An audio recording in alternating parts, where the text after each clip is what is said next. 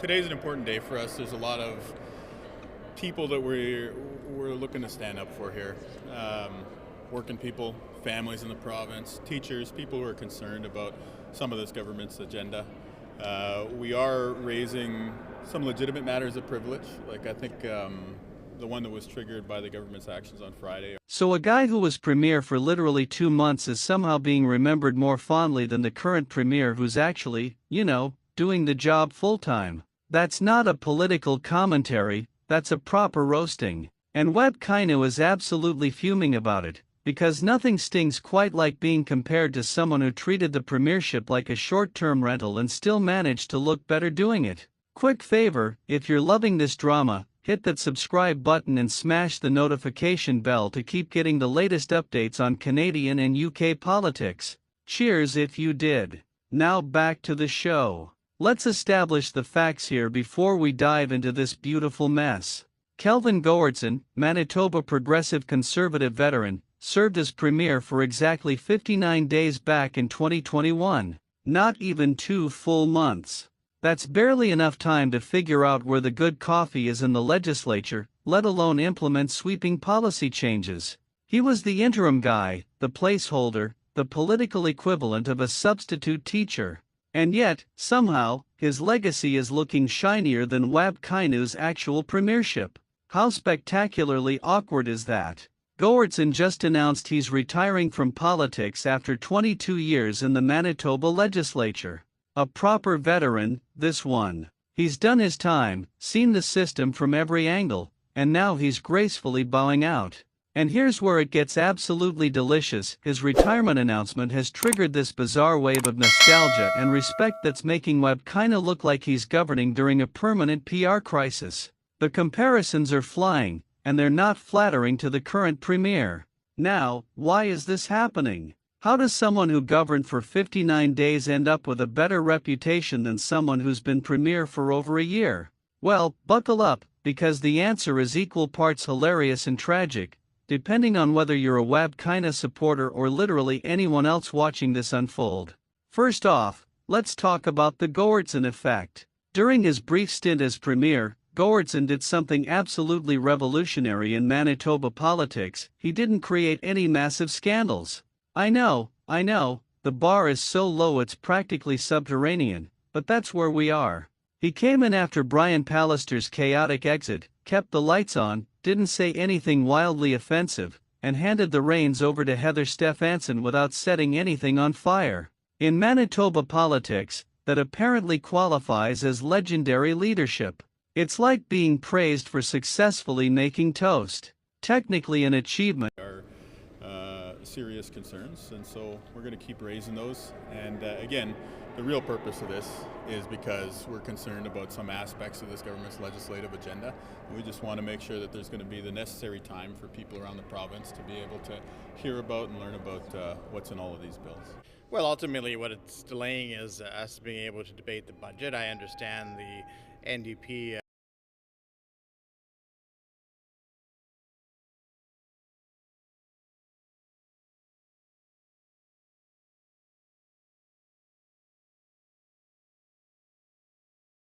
But come on. But here's the thing that's driving Kinew absolutely mental. Goertzen was likable. Genuinely likable. He had this everyman quality, this sense that he actually cared about Manitoba without the political calculation showing through every sentence. When he spoke, people believed he meant it. He wasn't trying to be the smartest person in the room. He wasn't performing for the cameras. He was just, governing. Novel concept, apparently.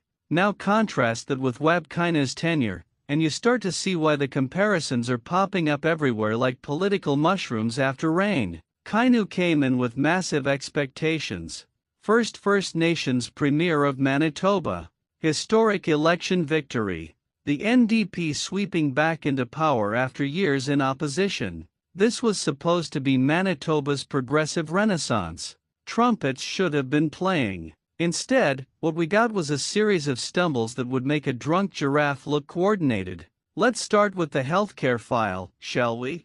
Because nothing says successful governance quite like a healthcare system that's somehow gotten worse under your watch. Kinew campaigned heavily on fixing Manitoba's healthcare crisis. Emergency room wait times, staffing shortages, rural hospital closures, the whole catastrophic package. He promised swift action. He promised meaningful change. What Manitoba got was more committees, more consultations, more announcements about future announcements, and wait times that make watching paint dry look thrilling by comparison. And here's the kicker: during Goertzen's 59 days, healthcare didn't magically improve, but it also didn't get noticeably worse. He inherited a mess and didn't add to it. That's it.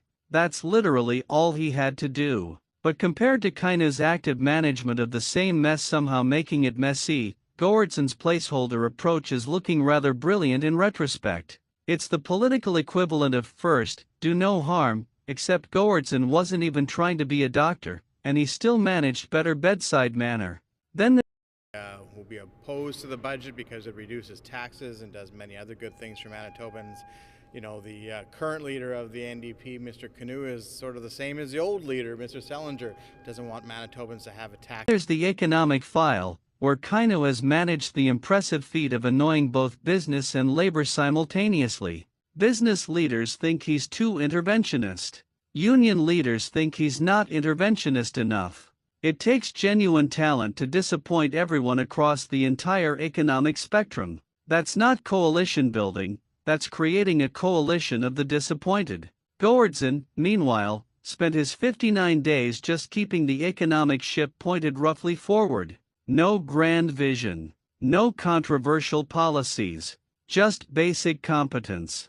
And apparently, basic competence is so rare in Manitoba politics that it's now considered exceptional. But wait, let's talk about the part that's really got Kinew's supporters worked up: Indigenous relations. You'd think this would be Kinew's strength, right? First Nations Premier, deep understanding of Indigenous issues, personal connection to communities across Manitoba. Should be a slam dunk. Except it's been anything but. Kinew has faced criticism from Indigenous leaders for not moving fast enough on reconciliation promises, for not consulting adequately, for treating Indigenous issues like any other political file rather than the transformational priority they need to be. That's not just disappointing, that's historically significant disappointment. And here's where the Goertzen comparison gets really uncomfortable. Goertzen, during his brief tenure, didn't make grand promises about Indigenous reconciliation. He just did the basic work, showed up when required, and didn't create any new crises. Low bar? Absolutely. But he cleared it comfortably while Kinew keeps tripping over it despite having every advantage. It's like watching someone with a map get more lost than someone who's just wandering and hoping for the best. Now let's address the elephant in the room, or more accurately, the personality in the premiership. Goertzen has this self-deprecating humor thing down perfectly. He jokes about himself. He doesn't take himself too seriously. He can laugh at political absurdity without seeming break. And so they'll continue, I suppose, to oppose the PSD decrease, and we will continue to advance the budget the best that we can. Cynical. Kinew, on the other hand, often comes across as someone who's very concerned about how he's being perceived. Every speech feels rehearsed. Every public appearance feels managed. Every response to criticism feels defensive. That's not leadership, that's performance art, and Manitoba voters can tell the difference. The education file is another spectacular example of how Kinew's turning slam dunks into airballs. Education should be an easy win for an NDP government. Invest in schools, support teachers, improve outcomes. Simple formula, right? Instead, Kinew's government has been caught in endless disputes with teachers' unions over working conditions, with parents over curriculum changes, and with school boards over funding formulas. Everyone's angry. Everyone feels unheard. And Goertzen's 59-day record on education? He signed some papers, attended a couple of school events, and didn't create any major controversies.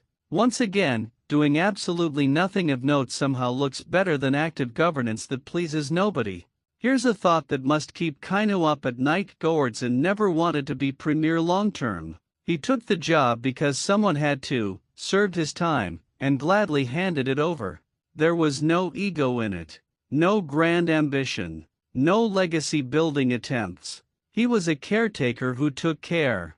Meanwhile, Kinew fought hard to become premier, won a historic election, and is now watching his approval ratings sink faster than a stone in a lake while people fondly remember the guy who accidentally ended up premier for 2 months. That's not just embarrassing, that's the kind of political irony that historians will write entire chapters about. But let's dig into why this comparison has such sharp teeth. It's not really about Goertzen being brilliant, is it? It's about Kinew failing to meet even modest expectations. When you campaign on transformational change and deliver incremental tinkering at best, people notice. When you promise a new approach to governance and then govern exactly like every other politician, people feel betrayed. When you leverage your historic position as the first First Nations premier and then don't deliver meaningfully different results for Indigenous communities, people question what the point was. Goertzen's retirement announcement was gracious and humble. He talked about clearing the way for new voices, about giving potential candidates time to prepare, about public service being a privilege, not a right. Compare that to how Kinew talks about his role, and the contrast is striking. Kinew often sounds like Manitoba should be grateful he's premier. Goertzen sounded grateful that Manitoba let him serve. That difference in tone, that fundamental approach to leadership, it matters. It really, really matters. And here's what's got political observers absolutely fascinated: Kinew's response to all this. He's not taking the comparisons well. Reports from inside the premier's office suggest he's furious that Goertzen's retirement is being framed so positively. He's apparently been pushing back against the narrative, trying to highlight his government's accomplishments, getting defensive in media appearances. But here's the problem: the more defensive you get, the worse it looks. Goertzen isn't saying anything. He's retiring gracefully. And his silence somehow speaks louder than Kinew's increasingly frantic attempts to control the story. The Manitoba Progressive Conservatives must be absolutely loving this. Their placeholder premier from years ago is being held up as a standard that the current NDP premier can't meet. That's not just good opposition research material, that's comedy gold. They don't even have to attack Kinew directly. They just have to remind people about Goertzen's calm, competent, boring 59 days, and the comparison does all the work for them. Political judo at its finest. Let's talk about what this means for Manitoba politics going forward, because this isn't just about two premiers and their contrasting styles. This is about what voters actually want.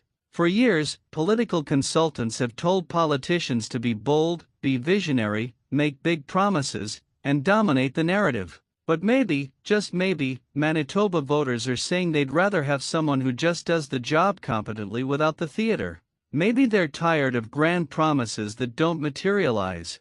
Maybe they want boring competence over exciting disappointment. If that's the case, Wab Kinew is spectacularly misreading the room. Goertzen's 22-year career in Manitoba politics is ending on a high note that he didn't even try to compose. He's riding off into the sunset with his reputation intact, his dignity preserved, and apparently a legacy as a better premier than the guy who's actually trying to be premier. That's the kind of accidentally brilliant career ending that you literally cannot plan for.